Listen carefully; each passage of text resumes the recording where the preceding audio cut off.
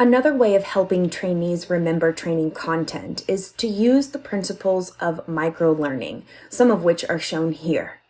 Start by breaking learning outcomes into chunks of more specific skills, and then design shorter training sessions to address each chunk.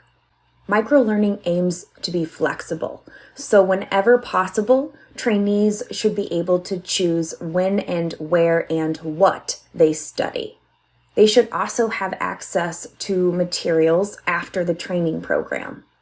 We should present content through different means and then reinforce it with videos, checklists, diagrams, and other visuals, as well as everyone's favorite, quizzes.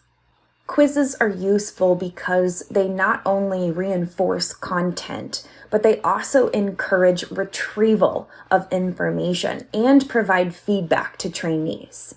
So as much as we all dislike quizzes, they do serve an important role in training and development.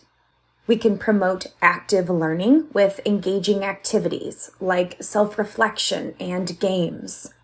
And we can use scenario-based activities to provide practice opportunities and to reinforce content.